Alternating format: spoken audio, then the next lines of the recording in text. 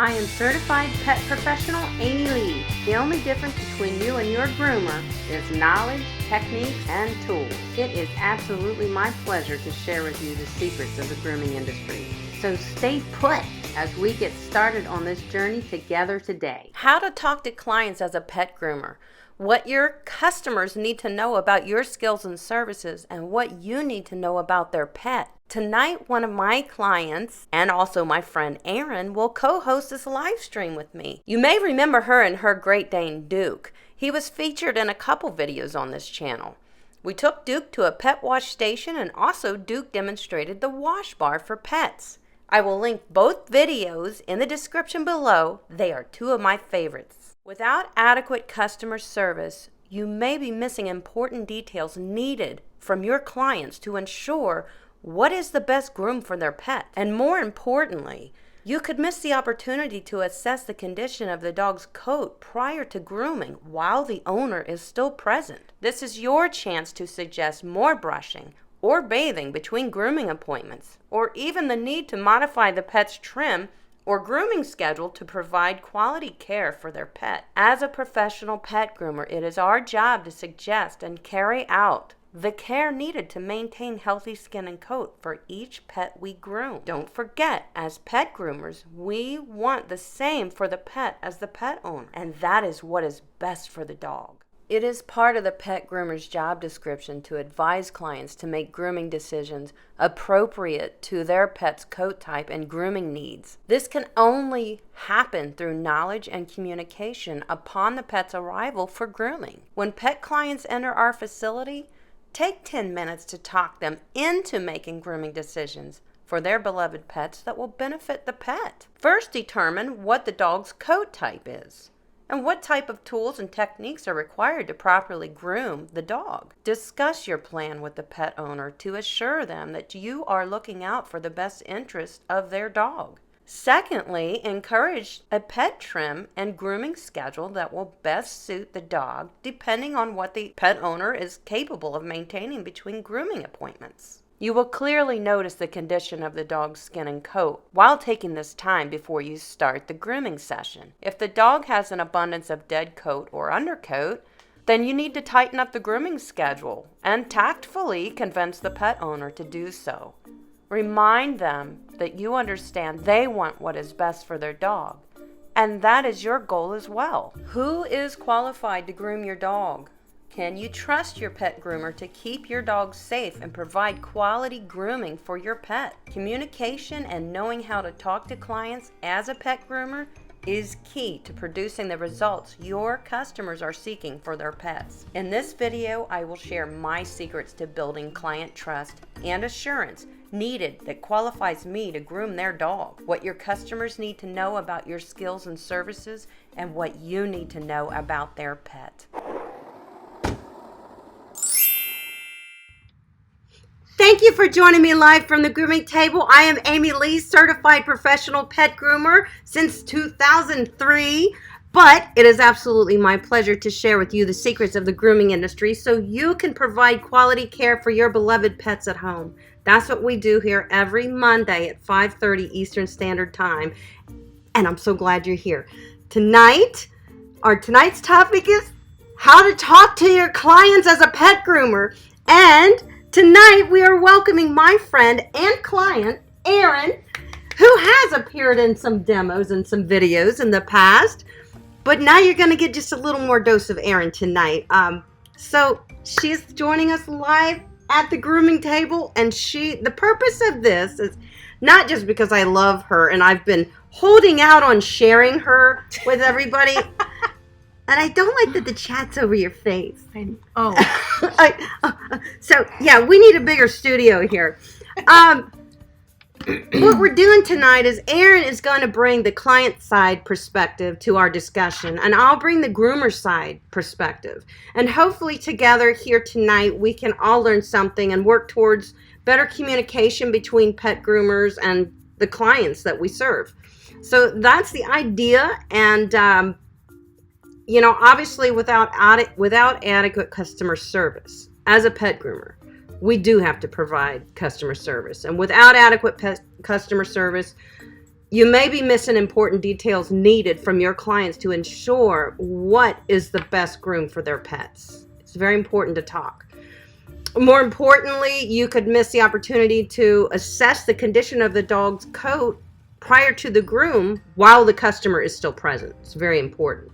Giving you a chance to discuss important details about the grooming requirements that will satisfy that pet's needs at the time. So it's very important to communicate, and we're going to talk all about that tonight. But first, Erin, I don't like the chat over you. I don't know if I don't want to turn the chat off. We don't want to turn off our people. Right now, I think we need to say hello to our people, Erin. Let's say hello. Let's say hello. Hello. Look at these wonderful. Look at everyone here. We're saying hello to Raquel Grant. We're saying hello to Gina G. We're saying hello to Desiree. We're saying hello to Melissa and Ashley and Slavenka. Ooh, what a beautiful name. Is that Russia? I think so. Where are you from, Slavenka? Let us know. We're so excited that we all come together all over the world. Bettina is in Germany, and she's still awake. She's a groomer, and she's been waiting to join our live stream. And I thank you so much for staying up, because we are so glad to have you. All of my people that are in the Facebook group, you will know her as Bettina. Type in the name of your grooming salon, because that's what her name is in our Facebook group. But she's wonderful. She's from Germany. Hello, Shannon. How are you? And Deborah Flowers is here. My mom's here. Joy Ann and Perez. Crystal's here. Holy moly, my favorites. Debbie Jack is here.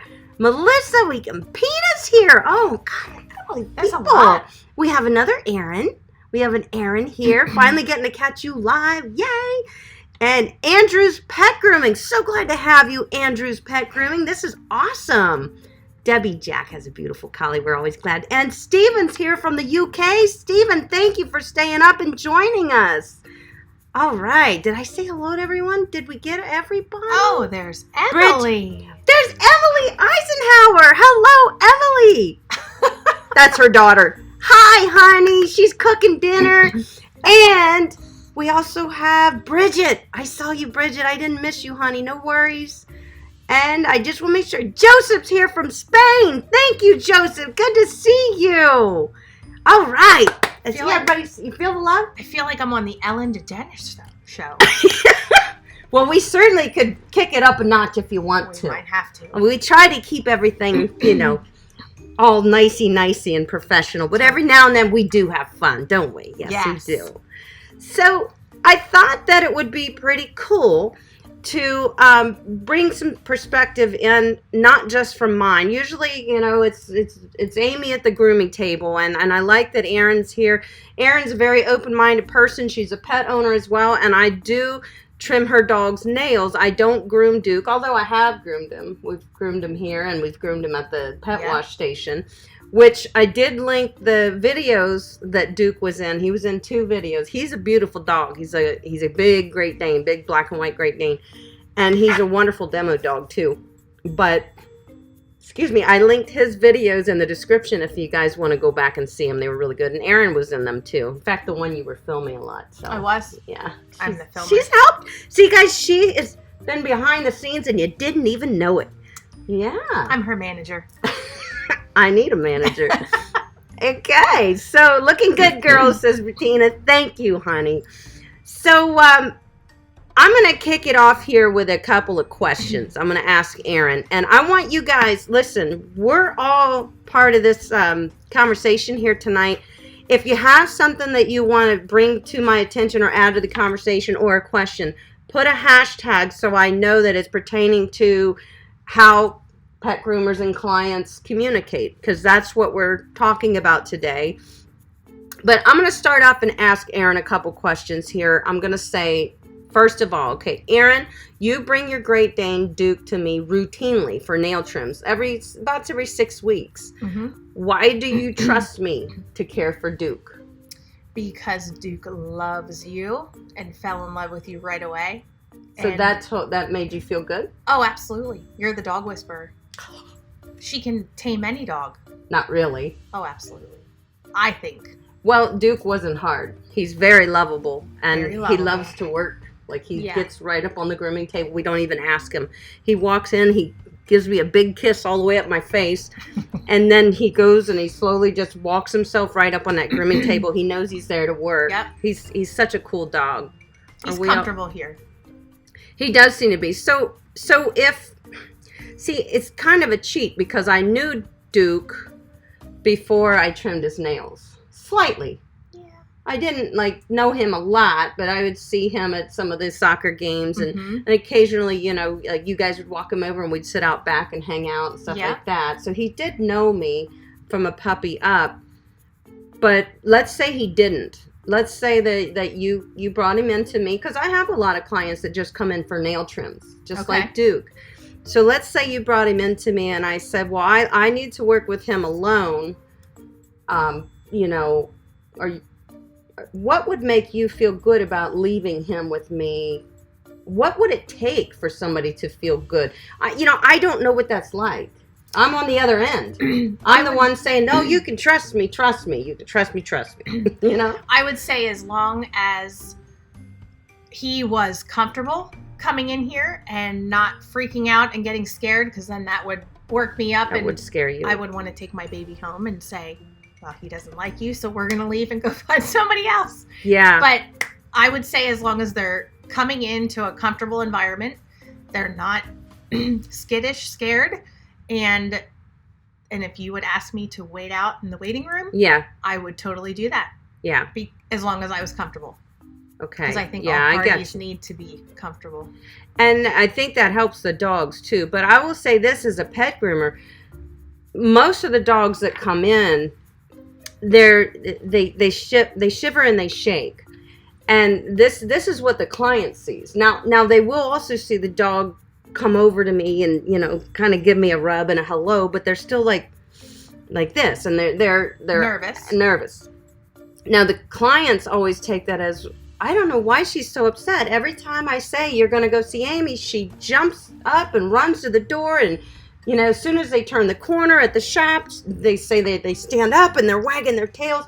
And I do know one thing about dogs when they're being brought in here, when they're with their owners and me, they know the owner's going to be leaving, because I don't groom with the owner here unless it's a handicapped dog or something that I need help, because I really do want the full attention of the dog. That way there's no distractions and a lot less room for injury or error, the dog being distracted and doing something unpredictable. Now here's what happens. As soon as the owner does leave, then the dog stops the shaking and the shivering, and they are very connected to me, because I think what they're so upset about is they know their owner's going to leave. They know they're going to be separated from their owner. They know that. Yeah. And I think that's why they get so upset, because as soon as the owner leaves, they do get over it. They calm right down. So that's something that I haven't shown on my channel yet, and I should probably try to do some type of video about that to show, what they're like when the clients come in. Get out on notebook. But it would be, I think it would be helpful to everybody to see that, that behind the scenes look.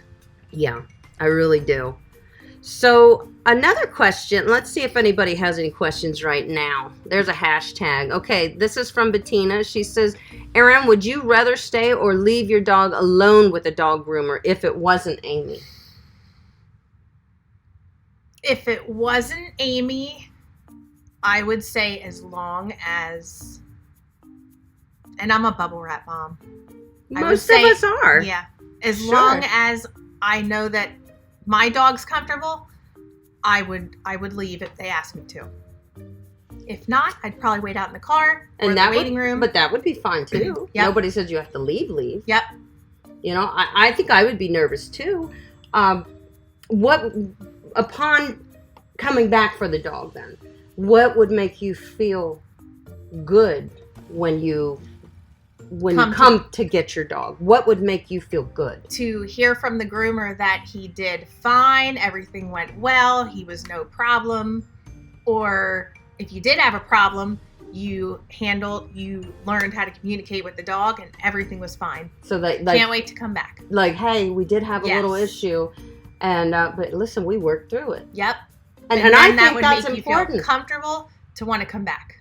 Yeah. To know and that. Isn't it important that they share that with you? Oh, absolutely. And I don't know that all groomers feel like they should share it. They should be completely honest and have nothing to hide. Their job is hard. Mm-hmm. It's very hard. Yeah. It's hard to work with a dog. It's hard to reason with a dog sometimes. So that is key. You know that they're being honest with you. Yep. Yeah. Absolutely. Thank you. That was a good question, and I really appreciate your answer on that. Let's see if there's any more hashtags before we move on to our next Erin question. Mom says she loves you. Oh, Mama. Oh. All right. So, okay. Here's a hashtag from Steven. Steven says, would you trust the groomer just on face value? Okay, so the first time you meet the groomer says, hey, you can't see back there. You can't see my operations because I got other dogs back there, let's say. Or there's a reason why you can't come back. But you can trust me. What would, for me, I'm just thinking about it. It's odd because I'm always the groomer. I haven't been in this situation. For me, I think the biggest thing would be, I would be like watching how they communicate with my dog. Oh, absolutely. You want to know that they're getting along, and not like they're dragging them back. Oh my God, that would be if I had to see that. See, I won't do that as a groomer. I will not drag a dog back. Right, and it would be nice to also see the area, kind of get a tour from your groomer and say, this is where we're going to be grooming. This is where he's going to get his bath. So you know the area, that you're not like they're taking them back to I don't know what crazy chop shop. Yeah, and you can't trust everyone. Something that you just don't know. What are they doing? Do they put him in a cage? Maybe he's afraid of cages. Right. Do they? You want to know that I would want to know that I'm totally comfortable and calm to leave them there, and that the dogs seem to be connecting a little bit with the groomer, like ready to respond to the groomer in some way, not like, oh dear God, get me away from this. Right. Can you person. do that one more time? No. That was really good. But I think sometimes I can hear the voices coming out of the dogs without them saying stuff. I can tell what they're thinking sometimes. Yep. So that is a very good thing that you brought up. Erin says, I would feel good if I kind of knew the operation that was going to take place. A little tour. So how would groomers do this? Because we have a tight schedule, and we have other dogs. I can't have people coming in here if I've got other dogs for fear the dog may get out, for fear the dog would be afraid and bite somebody because he was afraid. So I can't do that. But you know what I could do as a professional groomer? I could have one Saturday a month as open house. Yes, that's a good idea. And I think that's something that a professional should want to do. Say maybe one Saturday a month, we have coffee, have some, appetizers that I make for you. Sure, because she loves to cook. She's a great cook, but I bake really good. I don't know if you can beat my baking. Oh, absolutely. But I cannot groom. No grooming here. No grooming. So that would be a good solution. Absolutely. So we have lots and lots of groomers in this chat right now, and we have lots of pet owners. And we also have lots of people that groom their own dogs, that aren't groomers, but they groom their own dogs. So we have a nice variety of friends here that can bring different perspectives. So guys, that's a suggestion. If you are a pet groomer, maybe once a month or just 3 times a year, whatever, just schedule it and throw it out on social media that you're not grooming at that time. You are you're going to give people a tour of your shop and show them your operations, how you dry dogs, what that equipment is, what your tub is like, how you wash them. If you have a bathing system, how does that bathing system work? Do you cage dry dogs? That should be disclosed. I don't cage dry dogs. I have a force dryer and a stand dryer, and that's it. And I also have absorber towels, and they work great. Yeah. We use them everywhere, don't we? Yes, you do. everywhere. Everywhere. She probably uses them in the shower too. To wipe down the shower, yeah. Now, I saw another hashtag here from, there was Raquel. Okay, Raquel says... You're going to have to wait. Yeah, shop's closed. You want to get that, Erin? We're live. Should I get that? Do you want to talk in your other voice? You know what? Hello. Yeah. No. What's your? You have no. Don't. Okay. Oh. We're done. Sorry, we're having too much fun. Raquel says, Amy, have you ever had a parent stay during the groom because their dog was so difficult? Good question. Absolutely yes, I have. There's been times where people have asked me if they could stay for the groom, and sometimes I think it's because they were uncomfortable leaving the dog. They didn't know, they were worried about how their dog would behave too.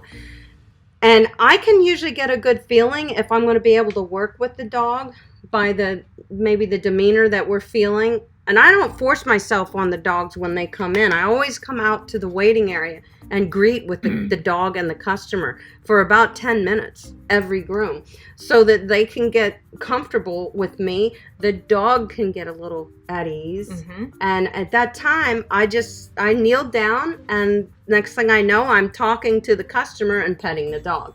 And that kind of makes everybody relax a little bit.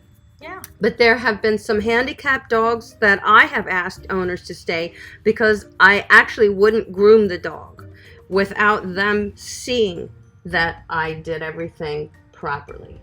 I am a little bit leery I have one dog that's paralyzed that comes in, and her owner actually helps me. Does she do much? No, not really. I really just want her there, because I want her to see that her dog is okay. Mm-hmm. And if I do need her help, she can help me hold her up, and it works out good. I had another dog that had some bad hips, and his hips would just go out on him, and all of a sudden he would swing his legs. He had no control over it, and he was a bigger dog. So on a table, a dog can quickly throw their legs off of the grooming table, and then that upsets them. So situations like that, I ask them to stay. If somebody just asks me to stay because they want to watch, I can't do that, because I need the dog to focus on me as much as I need to focus on him. And when the owner or even anybody else is in the room, the dog will be looking at that person. If that person, moves or does something, the dog is distracted. Or it can feed off the owner's energy. Well, yeah, absolutely. Absolutely. And I can understand why people often say, I really want to stay, and I wish they could. Sometimes I think about putting a camera in here and saying, well, here's the login. It's, you can watch your dog. Yeah. I have nothing to hide. Mm-hmm. And I want them to feel good at the same time. So that's a tough one. But nowadays with technology, we probably could do something like that wouldn't be that expensive, that I could put a live feed camera going on there. And it should have audio so we can hear your puppy talk. Oh my God. It's wonderful. We can hear the dog licking my face or biting my fingers off. Yeah. No, that doesn't happen much. So, okay. That was a great question though, Raquel. I saw another one here from APE Dog Grooming. Hello, how are you? Good to see you. I didn't get to say hello. What would you do if the owner nitpicks everything you do? Okay, I can't wait to answer this. I like to take my time and to create a bond and to keep them calm, but if the owner makes me nervous, it's just a recipe for disaster. Absolutely it is, honey. That's why I don't feel like the owner should be there supervising you. I feel like you are a professional and you don't need a supervisor. So... And to be honest with you, the owner doesn't know how to do your job. You know how to do your job. And you don't need any distractions. And when it is just you and the dog... Oh my God, hubby's yelling. Ooh. When it is just... That's a little crazy. When it is just you and the dog, you, as the groomer, are very focused on the dog. And the dog can very much so focus on you. So I say keep people out of your work area. APE. There you go. Keep them out of your work area if possible. don't allow for distractions, because it will affect your work. It absolutely will, and it will affect the results of the groom. That can relate to so much. Like, you can't do your full job if other people are watching and picking you apart. Yeah. It's the same thing with, I coach youth cheerleading, and we do not allow the parents in practice because we used to, and it caused so much distractions. It caused drama. It caused kids to be nervous. Yeah. They wouldn't relax because their parents were there, and we couldn't do our job the best that we can while they're there. So that's right. They have to go. Bye-bye. That's right. Yeah. Yes. And I was going to even ask you, I was going to compare at some point this, because you work with, and some of these kids are peewee cheerleaders, so they're very young. And, they would be easily distracted. And a lot of young kids behave differently when their parents are around. 100%. She says Duke acts differently when I'm not around. It's true. Not that he's ever bad. He's wonderful. But he's very laid back. He clings to me a little more because I'm all he has. Right. Like if he's here with me and you're not. Because Duke does come to visit. He's a wonderful dog. So that's great. As far as nitpicking, though, people picking apart my work, that's a tough one too, Erin. Let's say, you're very critical of your work and passionate about everything you do, and I'm the same way. And grooming is an expression of ourselves, so it's easy to get offended. So I do try to get all the information from the client when I'm doing that 10-minute meet and greet, and say, what did you have in mind for the trim today? And they say, well, I really like him fluffy. I think it looks great, or whatever. And as I'm saying, okay, and I'm looking at the dog and petting him, and I feel knots all over him. And I'll flat out say, well, I wish we could do that, but I can clearly see that you're unable to brush him. Does he not let you brush him? Put it back on, act like, oh my gosh, you can't, is he not letting you brush him? Obviously you're not brushing him. Let's just blame the dog for a second. But the point is, whether it's the dog or the human, he's got mats. We can't have that. So, and that's how we then segue into the next part of the conversation, which is, well, look, I know you want the best for your dog. And I can feel that he's got these mats. He's got them, under his arms, at his haunches, at his ears. And mats hurt. It's like, your hair is twisted up so tight that it's pulling your skin all the time. That's what a mat feels like to a dog. So I tell them that.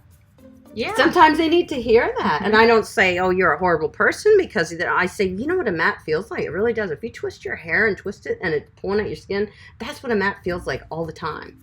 And they go, oh my gosh, and then I say, well, is he not very good for you when you're brushing him? Does he not allow you to brush? And they say, no, he's not real good. And I'll say, that's okay. We can modify the trim so you don't have to do a lot of brushing. And they go, yes. So you just got to talk them into the right choices. Plant the seeds. Because, and then there's some clients that do a wonderful job brushing out their dogs, and their dog's got a lot of length, a lot of coat, and they bring them back and they're in good shape, and I can do whatever they want me to do. But I think in order to make your customer happy, you really have to listen to what they're looking for in the trim and try to make that happen for them.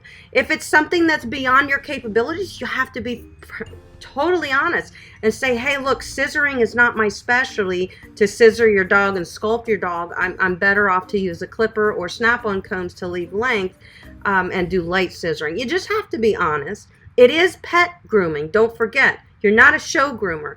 And if anybody wants you to produce that kind of look, then first of all, it's much more time consuming for you, and it should be a much larger expense to the client. So don't ever forget that. You can't just do everything they want you to do if it's not within reason. Absolutely. Yeah. So let's ask Erin another question before we jump into some more of everybody's questions. Erin has to go at 6:30, so we're doing good. We're doing great. We're doing good. Okay, she has to take our little Emma Roo to volleyball practice. Okay, now here, we might have already covered this, so if we did, we'll make it short and sweet. Erin, I allow you to come back into my work area and to assist me when I trim Duke's nails, simply because Duke is very large. Maybe I could use another set of hands. And because you and I have a relationship prior to working with Duke. So we did answer that. If you did have to drop him off and leave him with a groomer, what would it take to make you feel confident that he would be treated with care in your absence? What would it take to make you feel confident that he was okay if you left? And we did answer that, right? Is it just basically seeing the setup? Seeing the setup and seeing that he's okay. And that you have it under control. With as the long dog. as I know that you're comfortable and you have it under control and you're confident in what you're doing, then I'm good. Plus that may be a little relief to the dog. Dogs need confidence. Yeah. Yep. Okay. That makes sense. Yes. Okay, good. Thank you. Now, next question for Aaron. Do you think pet groomers should have certain knowledge and training in order to groom dogs professionally? Do you think they should have any type of certain knowledge or training? Or do you think that, obviously they can learn that from somebody else, and that is training. So let's say somebody shadowed under somebody for years. That's training. That's training. I would say that's okay. I would not want to know that someone does not know what they're doing and they're just taking up this job and taking my baby in their hands, and then they come home with cuts and bleeding nails and that just a mess, and it can be so traumatizing. Training, absolutely. It has 100%. To have. Yes. Well, for me, to take. Like if I didn't have you, I would want to know that it is an established grooming shop. Make sure that I check it out and everything's okay. Maybe even look for some word of mouth reviews. Somebody that takes their dog there and says, word of mouth. Very happy there. 100%. Okay. Yep. I would not just. I just want to throw this out to you real quick, and this isn't, I'm not going to even jump on this topic, but did you know that our state does not require any testing or certification or licensing for pet groomers? I did not know that. Yeah, you do now. Did you know that? Did I fail at my question? No, there is no failing at anything in this shop, girl. Because we on the Ellen DeGeneres show. And anything goes here. Anything goes. There's no failure. No failure. So, I do want to say that our state did not know that. Our state does not require groomers to be licensed. They don't have to pass any kind of state exam. Pennsylvania. Yeah, most states, but our state, yes, does not. So I just wanted to say that. Interesting. I don't feel there's been a lot of laws that they're trying to put into place for that, and I am on board with that. But I'm on board with it is to this fact: if we simply have to pass a test, I could pass any test they'd give me. A practical exam where I actually have to groom a dog or perform the grooming, I could pass that, and I could pass any written exam that would prove that I am following safe procedures and I know what to do, what tools to use, and how to maintain skin and coat. Absolutely. So I think that, let's say they start passing something like this, anybody that's been grooming for 10, 20 years or whatever, that didn't even go to a grooming school, but they know exactly what they're doing, and they're very safe and they're very skilled. As long as they can pass the test, I think then they should be able to be licensed. Yeah. Instead of saying, if you don't go to A, B, or C school with 300 hours, you can't have a license. Some background. Yeah. Yes. All right, before let me just... you touch my baby. Yeah, before you touch my baby. You don't touch my baby. Don't touch it. We had another question here. I saw a hashtag.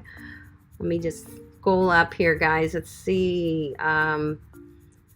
Melissa says, take video of the facilities to show clients. That's what we were just talking about. That I really feel that that's an option that we can do. Deborah says, how many times a week should I brush my Yorkie? 6 to 7. Yeah, absolutely. Well, depending on the length, is it in full coat? But here's the thing. Gently brushing your dog is just very good for their skin and coat. It stimulates the blood flow to the skin, the capillaries that are right there at the skin level. So brushing is just stimulating, good blood flow. Was I right? Was I wrong? Yeah. Oh. You brush your dog every day. I'd say a little Yorkie every night. He hops up on your lap like all our little Yorkies do. Let's do 5 minutes of brushing. That's about all it would take. You'd be good to go. Honestly. So one more question here. Okay, here it is. Why does the chat look so small tonight? Steven says, have you ever been in a situation with a dog which was okay on the initial meet, but once alone became aggressive? Yes. Oh. What would you do? What breeds are worse offenders? Oh. I don't think that's a matter of breeds. I will say that because I've had some breeds that I didn't predict were going to start having an issue with me, and they did. And sometimes the ones I would predict are wonderful. I did have a problem with a Chow Chow, but I can honestly say that was his owner's fault. A Chow Chow is a huge, thick dog that requires a whole lot of grooming. First of all, he didn't even bring me the dog until he was 1.5 years old, and I was very reluctant to groom him. Because the dog is set in his ways. Now we're going to say, hey, look, you know this is a force dryer. Do you like it? Oh, you don't like it? Hey, this is a grooming table. Do you like standing on the grooming table? You're 1.5 years old. You've never even seen any of this equipment before. Yeah. Shame on the owner. And the only reason why I did work with that dog was because he had another Chow Chow prior to that one that I groomed, and I absolutely loved the dog, and we had a wonderful grooming relationship. So when he got the new one, he waited 1.5 years to even call me, and Chow Chows are a lot of work. It didn't go well when he was in the stand-up shower there that we groomed Duke in that time. Mm-hmm. So they have a lot of room. They don't feel closed in. He did feel like he was protecting himself in there in that area, and he would not let me near him. So what I did, and I tried to walk away, everybody calm down. I let him stay there leashed in the tub. I went about my business in the shop and was ignoring him a little, hoping maybe the tensions will lower, his little mindset would change. And then I went back to approach him with just communication, not even with touching him. And he wasn't having it. Listen, Linda, I'm calling your mama. And you're going home. That's exactly what I did. Oh, there you go. I didn't even try to get him out of the tub. He was on a grooming loop. He was secured in the tub. I called his dad, and I said, he's not having it. Oh, come on. You just tell him. I said, no, you tell him. You get over here right now, and you tell him, and you take him home. And I won't do him again. I said, that's it. I'm done. If a dog feels that they can boss you around, and they feel they did, they're not going to change their mind, especially in a situation where they're being groomed and they don't like it. So that one. I had a dachshund that snapped on me once, and that was kind of the owner's fault too. I mean, the owner wasn't honest with me about the dog being very, very apprehensive. The dog bit me when I picked him up. And I had already been petting him and talking with him for minutes. And this was upon the first time I ever met the dog. Mm-hmm. And then it finally, was like, okay, well, we're going to go get started. And I scooped him up gently like I always do. And he turned around and he lacerated that muscle right there really bad. I mean, it hurt so bad for weeks I couldn't even bend my thumb. That's why I think you're so brave. But I can count on one hand the amount of times that, I've been bit that I would say I could consider it a bite. I've been nipped. I don't even consider those. They're just like, they might She's my hero. Most of the dogs, we have a relationship because they are return clients every 4 to 6 weeks, and it's not an issue. And they come to visit Aunt Annie. They do. Yes. So that was a good question. Groomers do face that, and I'll tell you, I would never want to. As we begin grooming, I had to take pretty much anything. Didn't know the dogs, didn't know the situations. And I did find at that time, early in my grooming career, I was getting more unpredictable dogs because I couldn't predict the dog I was even working with. I didn't know them, So as I weeded out those clients that, didn't bring their dogs but once a year, I'm sorry, I don't have any openings. I hate to be that way, but I would already tell them, you've got to schedule this dog every 8 weeks. Yeah. And they'd say, no, I'll give you a call. And a year goes by, and then the poor dog's mad again, and it's terrible. So you weed out those customers and keep the ones that care about grooming their dogs, and that's just what you do. Slavenka says, would you come back and recommend that groomer? What groomer? Would you come back and recommend that groomer? I don't know what you mean, honey. I'm not sure. Type something else in there. I'm not sure what you mean. We'll ask Aaron another question. Hope I'm doing okay, everyone. How's Aaron doing, guys? Is Aaron doing good? Smash the like button if you think Aaron's doing good. Smash the like button. Smash that like button. Don't the like button. I thought you said light. You do smash the like button on my videos. Absolutely. Okay, thank you. I put the heart. That's on Instagram. Oh, sorry. That means you don't smash the like button. Okay, I'm just kidding. Like.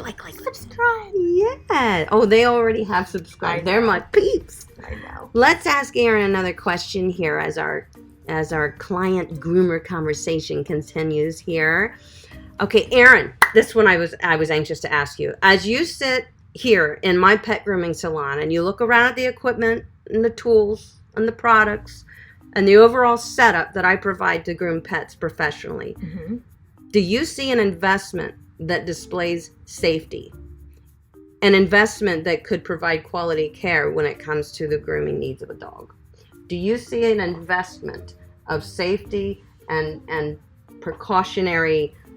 What do you? Yes. You do? Oh yeah. It's all professional equipment. Like you have the grooming baiting station. You have an extra little, I don't know what it's called. Grooming table? What? Grooming table inside. Oh, the tub, yeah. Whatever that is. Oh, yeah. A little platform for smaller dogs. Yes. Like that. For safety. The big tub, these two tables, rising, and the leashes. I don't know all the names of this stuff. No, you but it looks professional, and it looks like you know what you're doing. Does it look like it would give me an upper hand to have success with grooming a dog? Absolutely. I mean, when you look at my equipment, you say, you have I think everything she's set up. Do it. Yeah, if she can't work with my dog because she can't connect with him, that would be about the only thing that would keep this groom from being a success. Exactly. Yeah. And that's what I think people need to do. They need to make sure that they have the equipment, the professional equipment that they need to provide the safest scenario for the dog. Obviously, one-on-one pet grooming is, in my opinion, the best thing, and you should definitely charge for it, meaning I groom one dog at a time. I don't have 4 of them lined up here. That's just stressful for everybody and the dogs. Yeah. You know? And do you let you wait till that client leaves and then the next one comes? You give space in between. I appreciate that. Yes. I love that. She's always nervous. She always texts me, is it clear? Can I bring him in? She's afraid that Duke would be startled if he walked in and saw another dog. She doesn't know how he would feel. Or I don't want to scare another owner that might not like bigger dogs. Duke is very big. I wouldn't ever want to be in a situation, you know? Yeah, I do like that. And it makes me feel calmer that I don't have to, like even going into the vet, I get a little nervous because there's so many in there. There's so many personalities, and it's like you're people walking into a anxiety shop. Well, and you're just hoping that your dog is going to be relaxed and not do anything unpredictable. Yep. So I definitely appreciate that. Yeah, I think it's important. And I usually do schedule them. So I'll spend about an hour and a half with a dog. Unless it's a bigger dog, then we do 2 hours. 3 hours is the longest time I like to keep a grooming session because I think the dog was just completely wiped out after 3 hours of grooming. If I can't get it done in 3 hours, then they need to bring him more often. That's the way I see it. Like, you know, if I can't get a dog done in 3 hours, that's a long time for them to stand. That is a long time to stand. Well, yeah. Can you imagine at a hairdresser? Yeah. You have to stand there and get your hair done for 3 hours? No. Yes, exactly. I know. I'm sitting. I'm so sitting. Absolutely. Yes. Yeah, that's a long time. Aaron should be a regular on Go Groomer. Mom says, you got Mom's vote. I agree. Aaron's wonderful. And I knew Aaron's perspective on things is very good. Touching back real quick. Yes. On, you know, because I noticed on our Facebook group today, a lot of people said that seeing the setup would be one thing that would comfort them and give them confidence to leave their dog with a groomer. So is there anything specifically that makes you feel that a dog would be safe and properly cared for if groomed here in this salon? Oh, ask that again. Is there anything specifically about this setup, that would make me about feel... my setup, that would make you feel that dogs would be safe if groomed in this salon? I like that it's almost like your dog can't get loose. That makes me feel comfortable. I don't want to have to leave and be like, oh my gosh, is he going to escape? What if he could get out? Yes. Mm-hmm. It's perfect. It's a perfect size, and I know that they're safe here. So there's 2 doors. The clients come in that door. And then there's another door here. Yes. And the peekaboo window. And there's a peekaboo window. How you doing? Now, how you doing? How you doing? Unless a dog can leap pretty high. Ooh, yeah. I in all these years, Gus nobody's me right here. Yeah, but nobody's been able to leap through the window. Oh, gosh, I'd pee my pants probably. Oh yeah, I would too. Oh my God, I would die. They would probably find that interesting. Good question, Melissa. Did I get Melissa's question? Hang on, honey.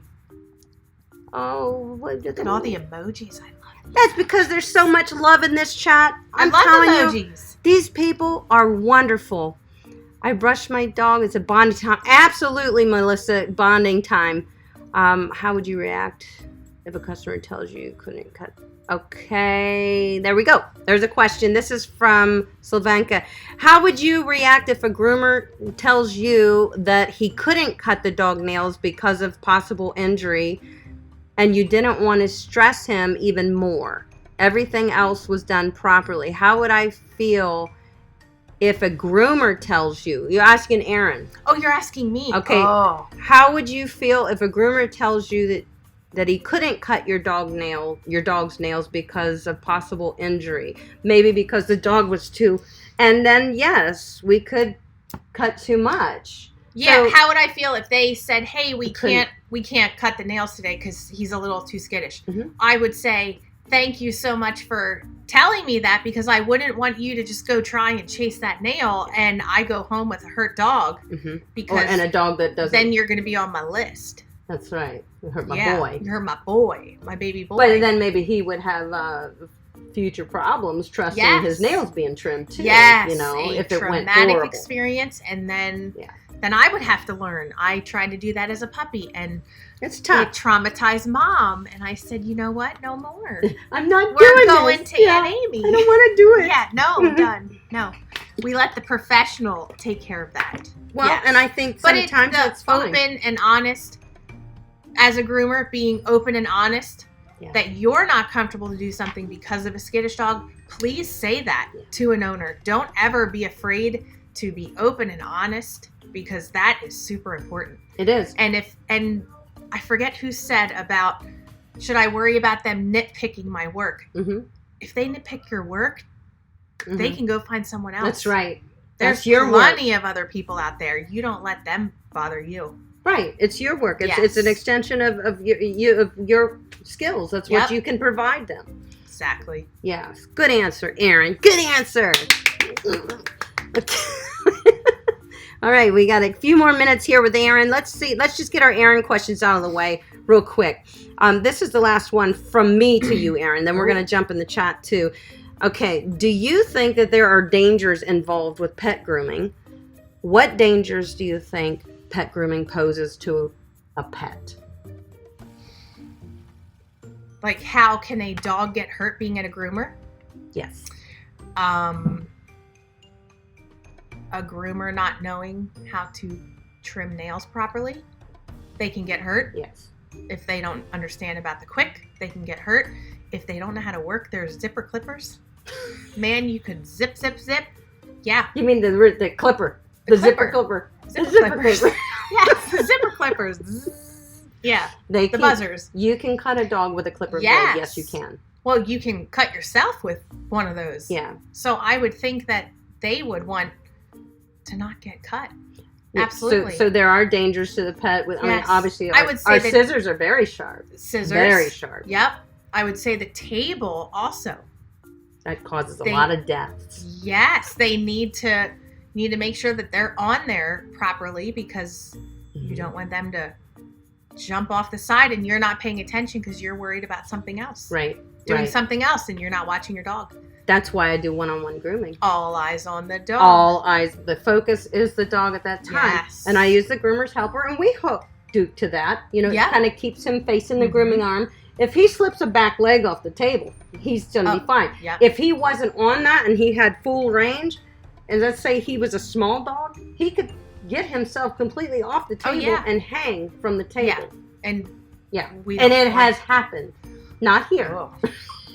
Not here. Not here. It has happened, and dogs have died like that. So Oh. it is stressful for the groomer. very sad. It is stressful for the pet owner. It is stressful for the dog. Grooming is something that a lot of injury could take place at any time. And there's another example of why you need to have a background and a knowledge of grooming. Yes. So that you can be prepared to not have those pitfalls happen to you. Yes. Right. You don't want that. No. And somebody's going to share that to somebody. Oh, you got to live with it. If I Yep. had I mean, I can't even imagine a dog dying in my shop, but let's just say a dog breaks his leg. I don't know that I could get over that. I don't think that I could feel confident. I'd probably say I'm not grooming any dogs. I'm not doing this to a dog. You know, it would just be traumatic. Here's the last question for Aaron. Do you think that pet grooming poses any dangers to the pet groomer? Yes, they can get bit. Some pet groomers have been attacked. Oh. And that's scary. That's why I call you my hero, because you may find this funny, but I'm scared of dogs I don't know. And I have a big dog. The only way I was going to get a dog is if I got a puppy and I grew up with it. And it grew up with me. Yeah. Because I've been bit by a lassie dog before at a Christmas party. Collie. And it just sticks with me, and I don't ever just run up to a dog. Well, it's good. No. You shouldn't. So it is dangerous. It is dangerous. You're and in a very dangerous field, Oh. but a beautiful field. it is. It's very She makes rewarding. beautiful dogs. Beautiful. No, they are beautiful. Beautiful It's haircuts. It's not hard to make beautiful. beautiful. So we have a few more minutes with Aaron. Let's see what questions we have. I'm so happy you guys are really interacting and asking your questions. It says there's an above question that, okay, I think I got that one, Slavenka. Thank you. That was the one we just, about the not doing the nails. I hope we answered that for you, honey. I think we did. And here Deborah says, what is a good shampoo and conditioner for my Yorkie, because she has very dry skin. So what is a good conditioner and shampoo for a Yorkie? Let's ask Aaron. L'Oreal. Oh God, no! Maybe some Dove body wash under the belly. Don't listen to me.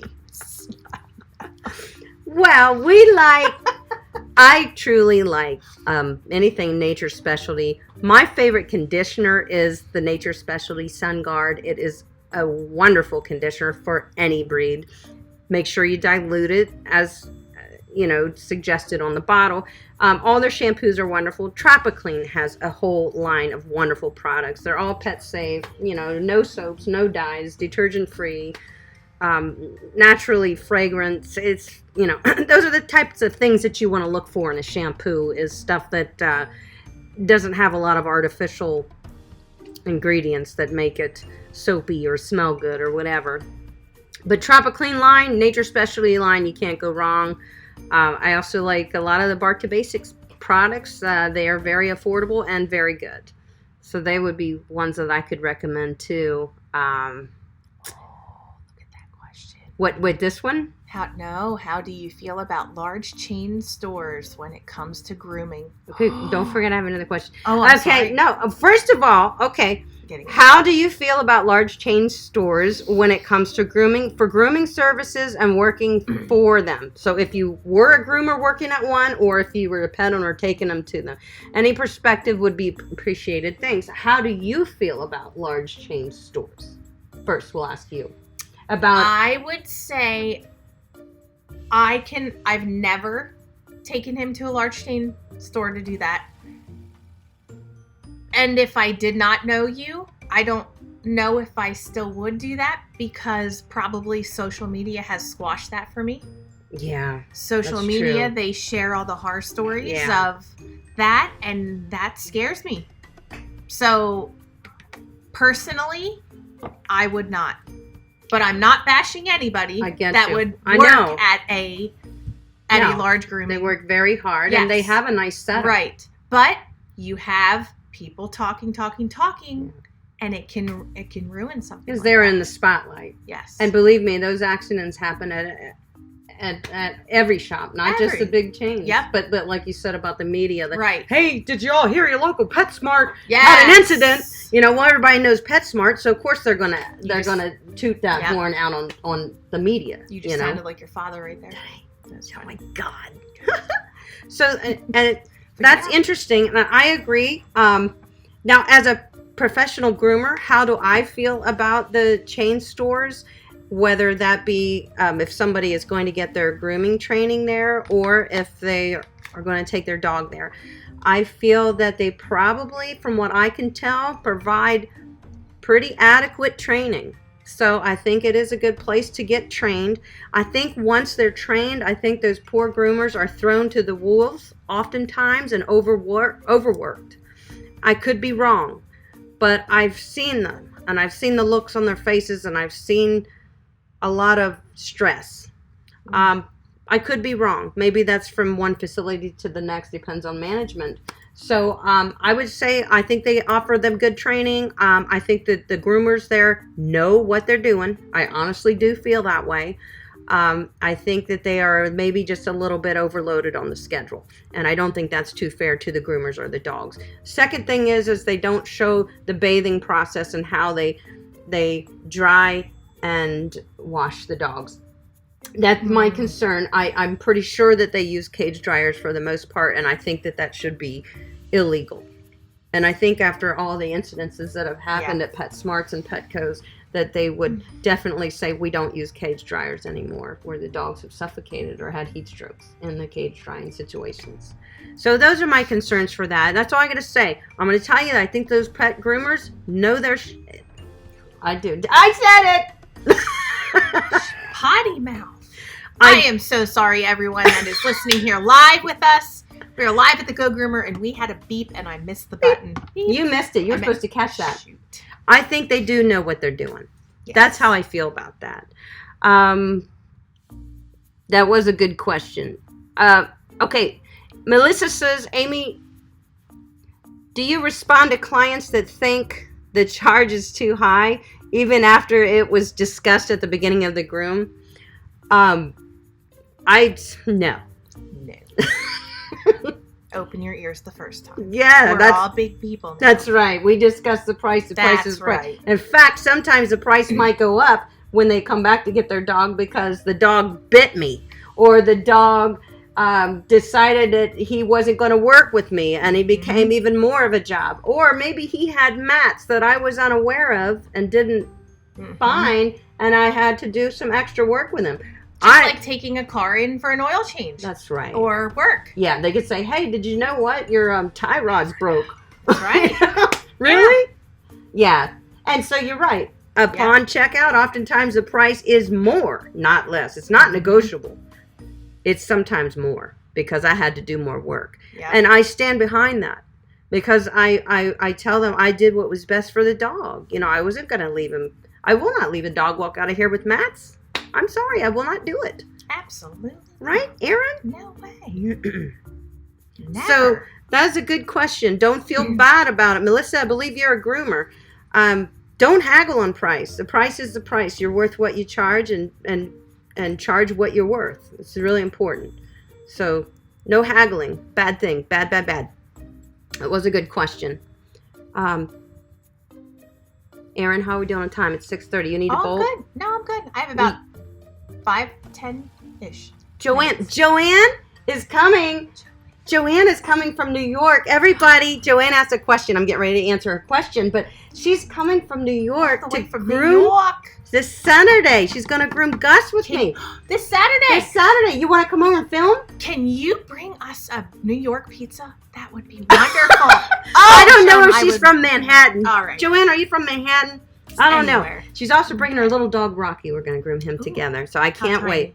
He's a little Schnauzer. He's tiny, though. He's a pup. He's so cute. You need a filmer? She's learning to groom. She's learning to groom now, so she's taking a virtual class. So we're gonna. You see, Gus has got coat, so she's gonna get a good dose. We're gonna groom him together. That's Gus's coat. This is Gus's fur that Mom can't let go of. I can't let go of it. It's so soft. I didn't know what it was. I thought it was like a new scrub brush that she got. You You never know know. what?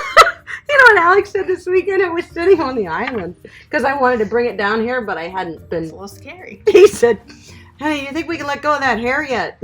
I said, "No, taking it downstairs with me." She's gonna frame it. I'm gonna frame it. Oh my gosh! I know 43 people are in our chat. Thank you guys. This is a record. This is great. It's because of you. No. So I had to bring her back. I had to bring you back. You're wonderful. We need a new topic. Well, you bring me back. God, there's so many topics. Oh, Aaron, I will bring you back. We will ask her. fun. I will beg her to come back. Joanne's question is, what do you do if you begin a groom and find that the dog has fleas? That's a great question. First thing that I do to try to figure out if a dog has fleas, especially in flea season, is that's part of the meet and greet 10 minutes that I take with the dog and the client. And I'm like, oh, so yeah, how's Fluffy doing? Everything good? And I'm feeling the dog for mats and calming the dog. But I'm also looking for flea dirt. I'll look at that point to hopefully see. Now, sometimes I can't detect them then. I won't see them, but I'll run my fingers through it. Sometimes you'll actually see the dog sitting there scratching, and I'll think, oh, what's you scratching at? You know, and I'll look for fleas because I would like the dog then to leave if they have fleas. I have a sign in my shop that says any dog coming in with fleas will have an additional $15 charge. Ooh. But if I detect the fleas... I never read that. Well, you don't have to worry. Duke doesn't have fleas. So if I detect the fleas, hopefully before I start the grooming process, I would say, oh, I'm sorry, you've got to treat your dog for at least a month before you can bring them back. If it was an infestation problem, which that would be horrible, and there is no excuse for a flea infestation problem these days. Yeah, no. There's no excuse for that. But then it would be much longer, maybe 3 months, till I would allow the dog to come back, unfortunately, because it could definitely contaminate any other pets. My own, and I have pets in my house too. So what happens if I'm already beginning the groom? First thing I don't do, Joanne, is I don't force dry that dog. If you force dry a dog that has fleas, you're blowing flea eggs all over your shop, because remember, there's 3 stages to fleas. Oh, I'm gonna give you the creepy crawlies. Oh, do it. Yeah. You're just picturing these fleas. So you can usually detect fleas in the bath. So if you see them in the bath, one thing I do is I soak the dog up real good, and I just let that soap sit on them for about 5 minutes, because basically any shampoo is going to kill live fleas. Oh, God, I know it's gross. You don't actually need to just use a flea shampoo. Any shampoo is going to kill live fleas, so that we do know, which is good. So I soap them all up, and I let the shampoo sit on them to kill the fleas. Then after I rinse them off, I call the customer, I towel them off as best as I can, and I say, you got to come back and get Fluffy. She has fleas, and I can't dry her, I can't, because if I dry her with a force dryer, it's going to blow flea eggs throughout my shop. I sometimes will stand dry them, but even, the stand dryer is pretty powerful, and it could flea eggs. I don't want them in my shop. I typically send them home. That's what I do. Ain't got time for that. No. And you just can't. It's not fair to everybody else. And you know if your dog's scratching and pulling his hair out, don't tell me you didn't see that. People say, I had no idea. And I'm thinking, come on. Oh, that's a sore subject. Do you need to go, honey? You do. Yes, but I would like to take a picture. Oh. Can we take a picture, everyone? Of everyone? Yes. Sure. Are you ready? We're going to put take the a picture. chat up. Are you ready? Yeah. Okay. Cheese. Okay, real quick, and then we're gonna quickly talk in here. We're live on Go Groomer. We're live from the grooming table. Oh, is that what we say? We're live from the grooming table not right now. Ellen Show. Not the Ellen This Show. is not the Ellen Show. It's the Go Groomer Show. Thanks for having Mom me. says we're like yin and yang, left hand, right hand. Thanks for having me. Thank you for guys. being here. We will definitely ask you to come back. It was super fun. Thank you. I appreciate it. I love you. Thank and be you careful. so much. Thank you, Schnauzers family, for letting your mommy go. Oh. Okay. Yes. Okay. Bye, guys. Thank you. Have a great time. She's the best groomer in the world. Oh, Spread the word. they are wonderful. Aw. Thank you, Aaron. No, thank you. Yes. Bye, Okay. guys. Hey, turn the light on. That big light so you can see. Okay. Sorry. She's leaving and it's very dark out. It's the first switch, Aaron. Got it. Or else Oh, it's really dark out there. I have a flashlight. Okay. Bye, y'all. Oh, thanks, Erin. All right, so let's see if I have any more questions because I do not want to leave you guys hanging. You know I don't. Crawley's Canine Care, good to see you. You have a question, and I want to make sure that I didn't skip anybody. This has been a really good discussion, guys. Thank you so much. Great questions, too. Okay, Crawley's Canine Care says, I had somebody ask me to be my apprentice, and I've only been grooming for 3 years. Where is a good place to start teaching them? Oh, bathing. If you're going to start working, if you're going to let somebody apprentice with you, you start at the bottom. And that's getting them to be the best darn brusher bather you've ever seen. Fluff drying, force drying, bathing, brushing, fluffing, drying, bathing, brushing. Hundreds of dogs. Once they're good at that and they can do that mindlessly, then it's time to start maybe allowing them to do some sanitary trimming and trimming the pads of the feet. Maybe teach them how to trim the nails. Once they can do that, like it's nobody's business, time to move on to maybe some pre-clipping. You take it in doses. That would be that's a good question. Thank you for asking it. Don't ever think you can teach somebody every aspect of grooming like this, because it's way too overwhelming. Just like Joanna's taking a class, and so is our friend, now it's slipping my mind. She is on vacation right now. What's wrong with me? I'm so sorry. Anyway, both of the girls are taking the Paragon virtual class. I think they're both at different levels, but Joanne right now is all focused on brushing is in the pre-work, which is, I don't even know if Joanne has been doing any sanitary trims yet. I think it's all brushing, drying, and bathing. Brushing, drying, and bathing. Then the next lesson, after you do several dogs like that, will be teaching them how to do, some sanitary trimming nails. And you take it in steps. That's very important. That's a good question. Thank you so much. Raquel, what are those X's out there for? Debbie Wolf, Riley Harris, Melissa had questions. Thank you, honey. Okay, Debbie Wolf. Oh, shoot. Okay, God, I love you. Thank you so much. Debbie Wolf. I would want to sit and watch the groomer to see how they treat the dogs. And okay, yes, I know what you're saying. Okay, that wasn't a question. Where did I miss it? Debbie Flowers. Okay. June's here? Is June here? Hi, June. Oh, he's here. Thank you. He says, great topic. Thanks for coming in, honey. Good to see you. Okay, Debbie Wolf, I see your question. It says, how often would you recommend cutting a dog's nails to get them shorter, not just cutting them, but with the goal of shortening the nails? This is my opinion from experience, Debbie. That can't be done. There's a lot of discrepancy whether you can retrain the quick. In my opinion, you can't, and I'm going to tell you why I feel that way. I used to have a pug named Nico, and he had a very long quick, and his nails would want to curl, and I trimmed his nails. I was a groomer, I kept them trimmed, but I could only trim them so much, or it was just right to the quick. And I'm going to tell you the truth. I used to quick his nails on purpose to try to keep it so that when his foot was down, his nails weren't pressing up. I wanted to just make sure his nails rested on the floor and not the floor was pressing up. So I had to quick his nails. I didn't take them real short, but yes, they bled a little. I had to put quick stop on every single one of them. He was my dog, and that's what I chose to do. And I never, ever could retrain his quick. It was what it was. So that's my opinion, and I only know it because I used to do that with Nico's nails, and I could never retrain the quick. It's impossible. So I'd say it's not possible. The quick is what the quick is. Which there was another question. Who else? Melissa. Riley Harris. Where? Okay, I'm sorry, guys. All right, I'm just looking right. So excited to finally get to hop in live. I see you there, Riley. Great. Okay. Where did I miss your question, honey? Give me a second. I'm sorry, guys. I don't like to leave anybody hanging.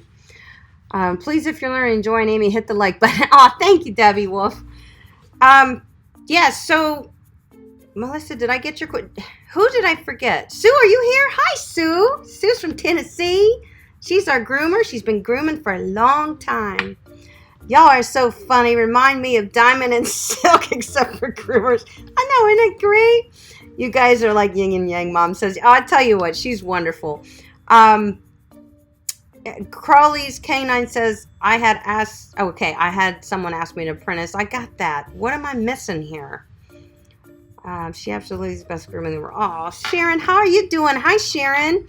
Guys, did I overlook a question? Yes, Erin is great, isn't she, Pina? And Pine Mountain Ventures is here too. Hi, honey. Great to see you. Sharon says, I agree with you, Amy. They don't. As far as the quick, being able to retrain that quick, I just don't think it's possible. The only way you can cut the quick short is to put them under, yeah, and have a vet do it, because then they can cauterize the nail. I know. And then the thing is, it's still going to grow out. I honestly believe that. Now, Erin says she has a question, says, at what age do you recommend to start grooming a puppy? We talked about this before, and I'm so glad you asked it. It's a great question. I really highly encourage my pet clients to bring me their puppies about 10 weeks old, because I just want a little table time with them. I don't want to put them through a full groom. I just want them to get used to me. I want them to get used to the table. I want to get used to brushing them and trimming their nails and a bath. And there's just such minimal trimming involved at 10 weeks old, 12 weeks old, that it just starts to get them used to the grooming process in a slow way, okay? So I say about 10 weeks old is what I recommend to my clients.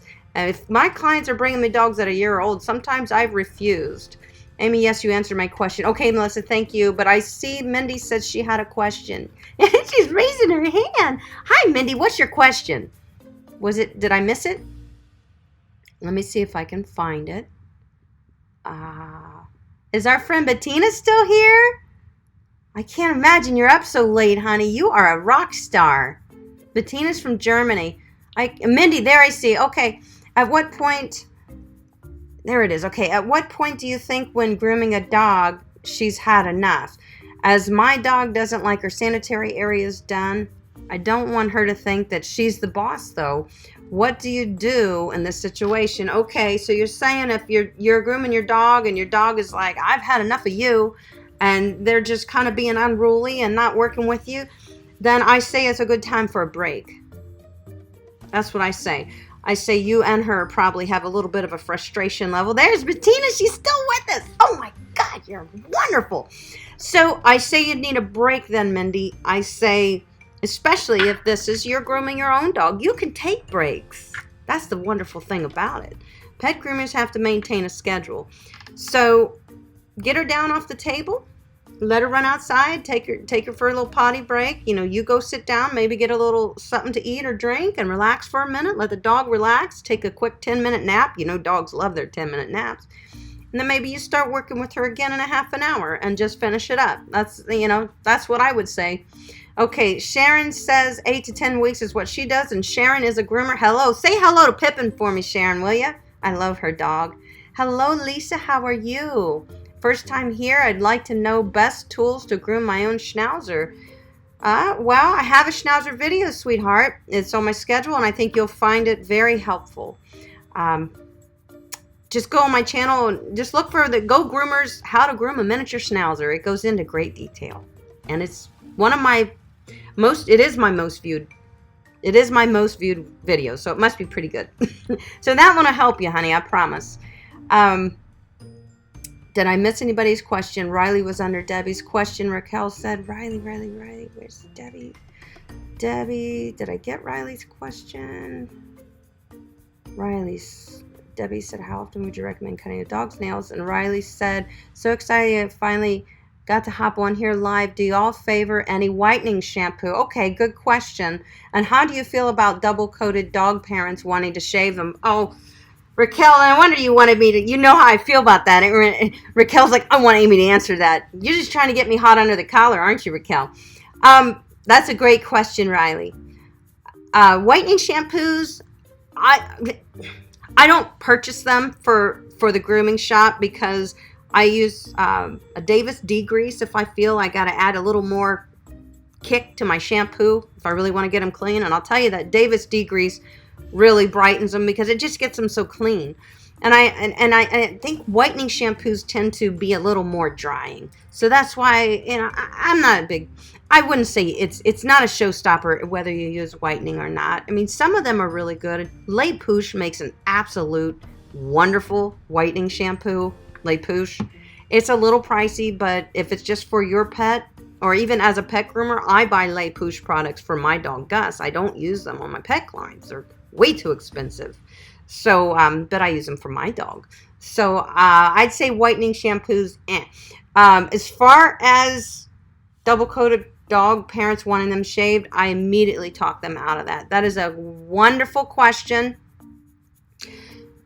We have talked about double-coated dogs a lot here, guys, and I have a couple videos on my channel that talk about how to de-shed your dog, how to maintain your dog's undercoat. That's one that is a very, very good video. How to maintain your dog's undercoat, because it teaches people who may be uninformed about the undercoat what the undercoat is there for. What is the purpose of the undercoat? And if we remove the undercoat, we are taking away the dog's protection, their insulation from heat and cold.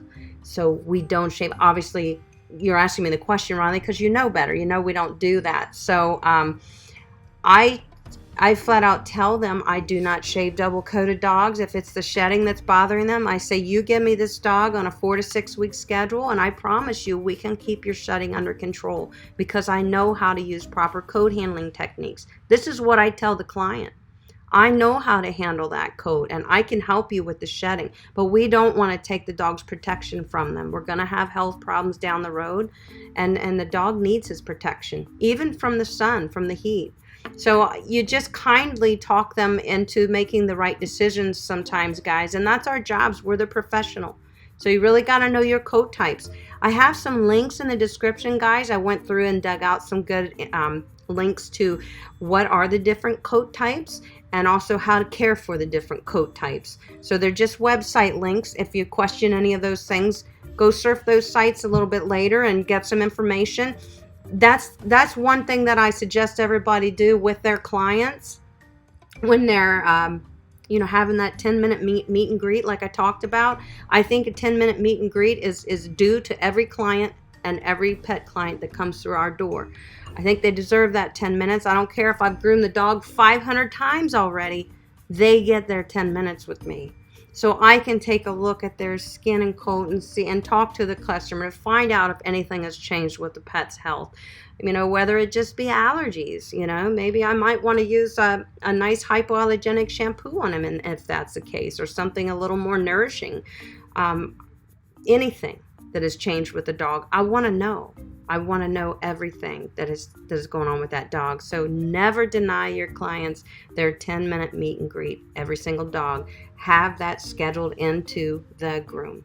It's very important. And I also give them at least 5 minutes of my time after the groom upon pickup and reschedule. And I always encourage rescheduling. And if they don't reschedule, I say I can't guarantee you an appointment if you're not going to reschedule.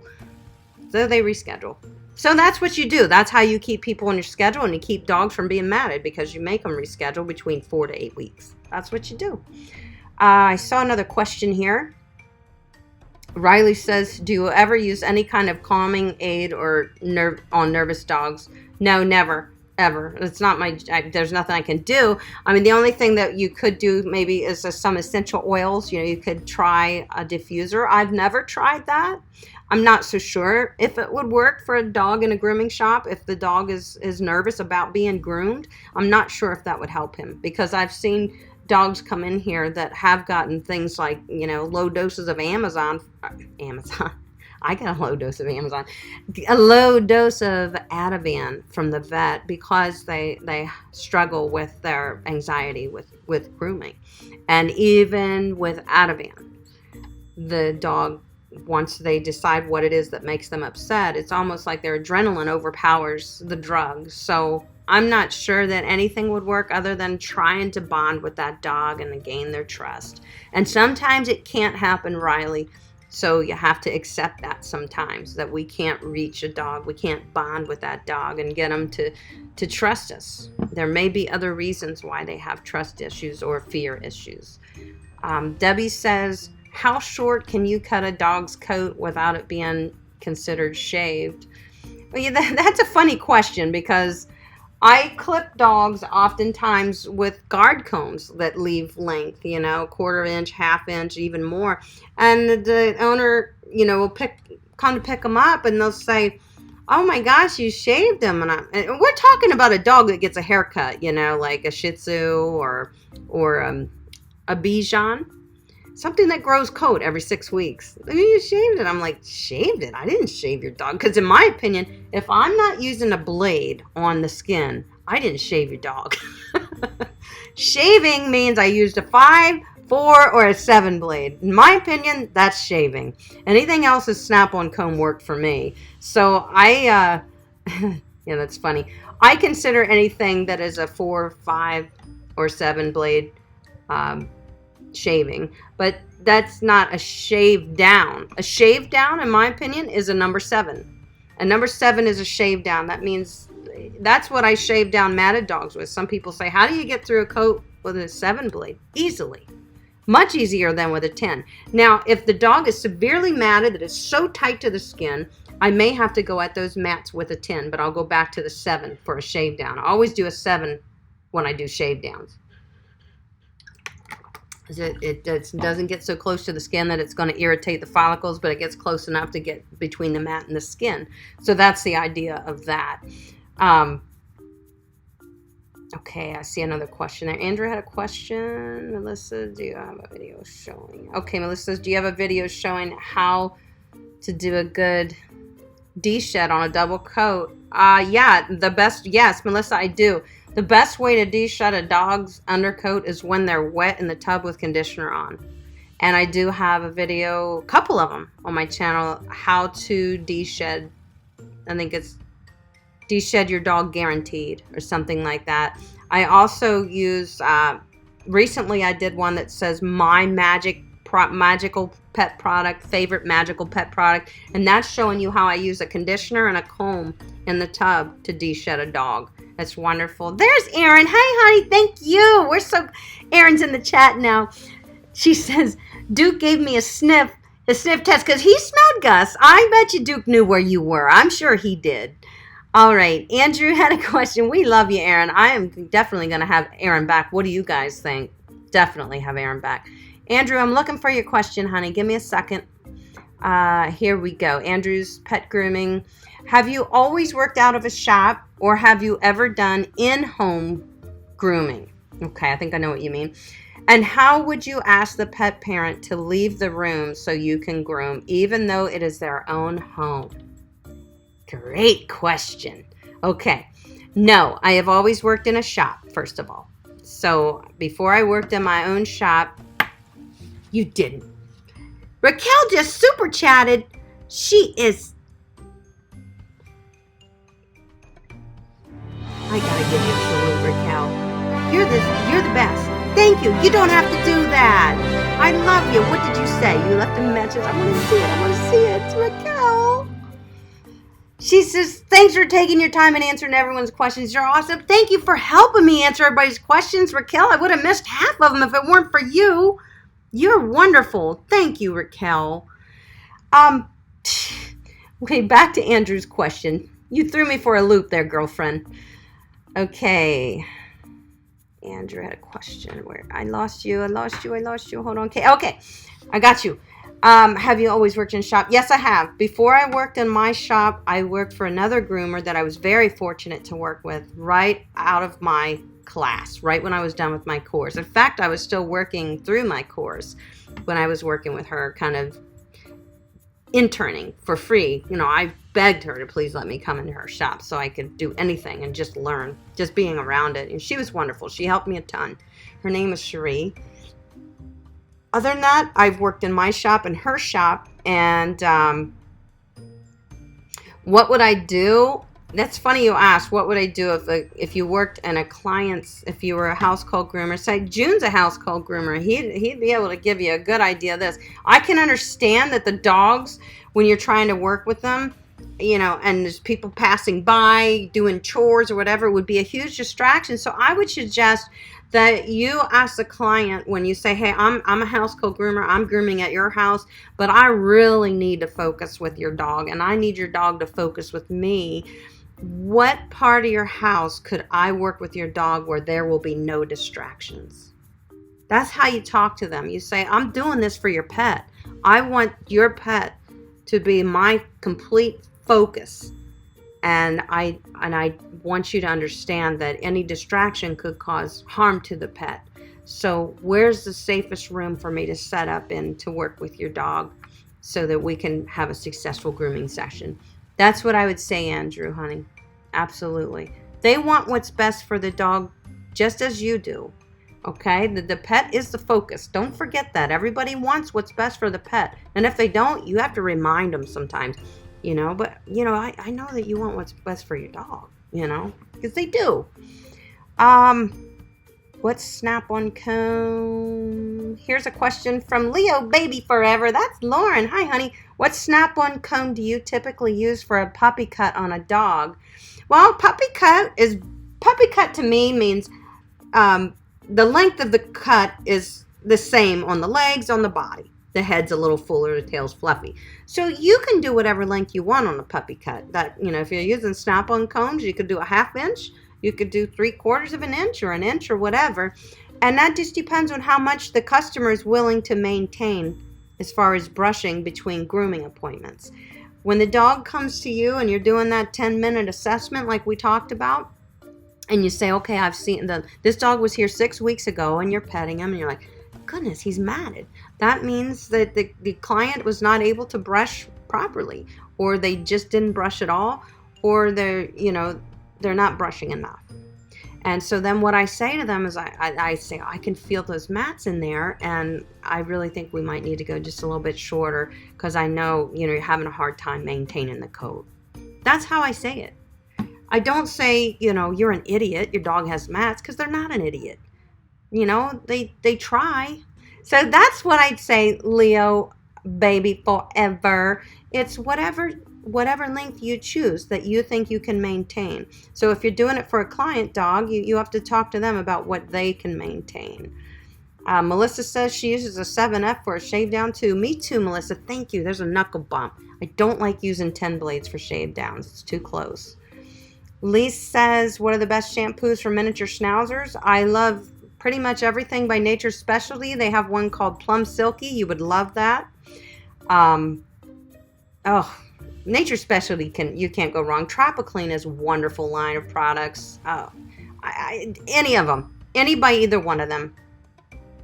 Bettina said, refurbish from Double K is very good for dematting. Refurbish. It sounds like that's something like our Furminator, Bettina. See, Bettina's in Germany for dematting. Or it might be something more like, oh my goodness. It might be something more like a rake or something. Look at the hair flying up. It might be something more like this, quite possibly, which is like our undercoat rakes or our Mars Coat Kings. We love those Mars Coat Kings. Melissa says, do you wet shave? That's a good question. I think Sue had asked me that question before. I've seen some groomers recommend it. I've never tried it. Nope, I don't do that, honey. I'll tell you why. First of all, that's going to rust out your blade easily. That's the biggest reason why I don't do it.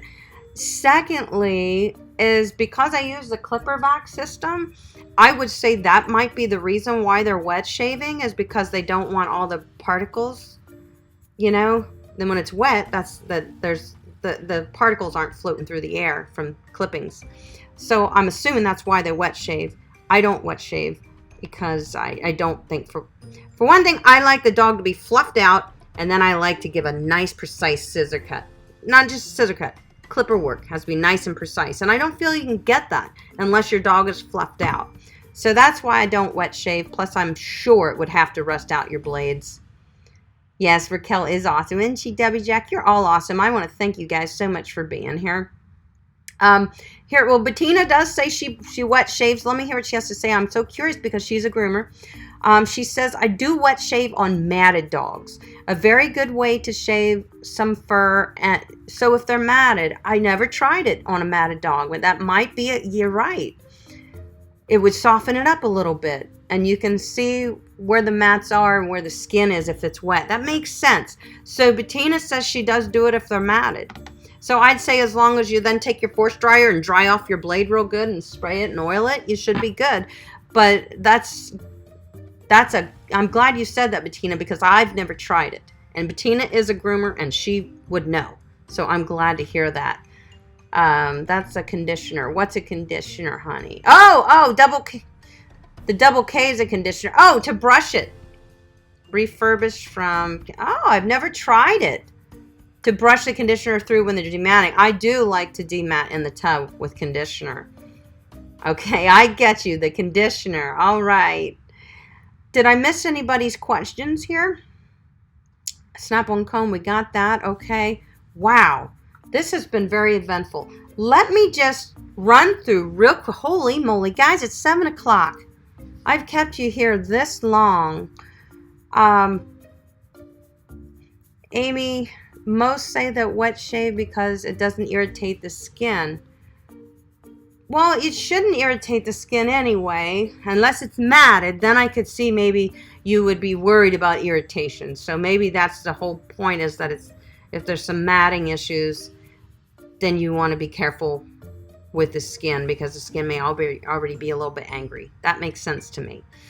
But I've never tried it. I just never felt I needed to, but I should try it just so I can experience it, and maybe we could talk about it, you know. But don't forget about those 10 minutes.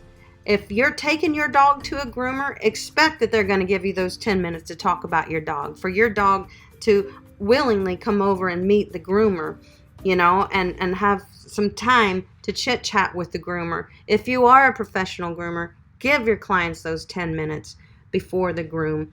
Ask about anything that's changed with the dog. Talk about the coat. Talk about the type of style they may be interested in and seeing you put on their dog. And if that's something that you can do, you say, absolutely, I'm your girl. If you say, well, I'm not really familiar with that style of grooming, how about I do this?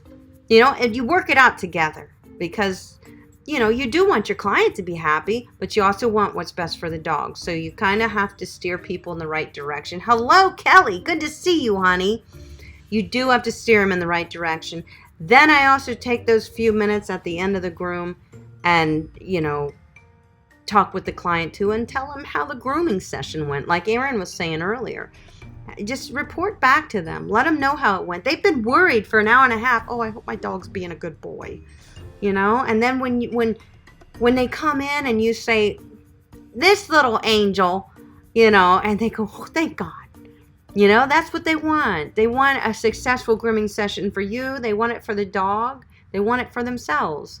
So, you know, communication kind of helps secure that for them, you know. I am going to let you guys go. I could talk all night. I can't believe you guys keep listening to me. 40-some people in the chat. Guys, you're wonderful. I'm going to throw a subscriber showdown for you. I hope that this has been helpful for you guys. I want to thank you all for being here. Raquel, thank you for that super chat again. You're constantly too good to me. You're always here for me. All of you are. You're wonderful. We're better together. We know that. And I will see you guys next Monday at 5:30 with another juicy topic. Believe me, we're going to invite Erin back. Absolutely. She's just wonderful. I love her. And I'm glad to share her with it because I knew you guys would love Erin. Here's your subscriber showdown, guys. You take care. I love you. I will see you next Monday. Have a great week. Woohoo! Subscriber showdown!